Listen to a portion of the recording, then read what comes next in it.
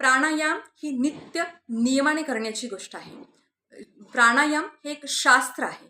त्यामुळे प्राणायाम आज केले उद्या नाही किंवा महिन्यातनं 15 दिवसातनी एखाद्या वेळेस करतोय तर असं करू नका. प्राणायाम ही नित्य अभ्यासाची गोष्ट असल्यामुळे त्याचा रोज एक वेळ ठरवा. एका विशिष्ट वेळेमध्ये त्याचा अभ्यास करा. जी वेळ तुम्हाला जमेल. प्राणायाम अगदी घाई गडबडीत उरकायचा विषय नाहीये. शांतपणे मन स्थिर करण्यासाठी प्राणायामाचा अभ्यास हा शांततेने करायला हवा. त्यामुळे तुम्हाला जेव्हा वेळ असेल तेव्हा वेळेचे नियोजन करा. अगदीच जर सकाळी वेळ नसेल तर संध्याकाळच्या वेळेस जर तुम्हाला वेळ असेल तर वेळेचे नियोजन करा आणि शांततेने प्रसन्नतेने प्राणायामाचा अभ्यास करा.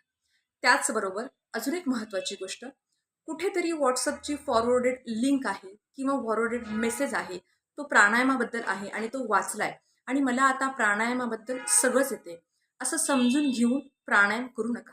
मुळात प्राणायाम हे एक शास्त्र आहे. ते एका तज्ज्ञाच्या मार्गदर्शनाखाली किंवा गुरुच्या सानिध्यात करण्याचे हे एक शास्त्र आहे. त्यामुळे योग्य चांगल्या तज्ज्ञाकडून किंवा एखाद्या गुरुकडून प्राणायाम तुम्ही शिकून घ्या आणि त्यांच्या मार्गदर्शनाखालीच प्राणायामाचा अभ्यास करा. प्राणायामाचे जे छोटे छोटे बारकावे असतील ते गुरुच तुम्हाला सांगू शकतात. कारण जर तुम्ही चुकीच्या पद्धतीने करत असाल तर त्याचे दुष्परिणामही शरीरावरती दिसतात. असं सांगितलेलं आहे, प्राणायामेन युक्तेन सर्व रोग क्षयो भवेत, अयुक्त अभ्यासा योगेन सर्व रोग समुद्भव. प्राणायाम जर तुम्ही योग्य पद्धतीने करत असाल तर नक्कीच तुम्हाला त्याचे फायदे होतील. पण चुकीच्या पद्धतीने मात्र प्राणायामाचा अभ्यास करू नका. त्यासाठी चांगल्या तज्ज्ञांच्या मार्गदर्शनाखालीच प्राणायामाचा अभ्यास करा.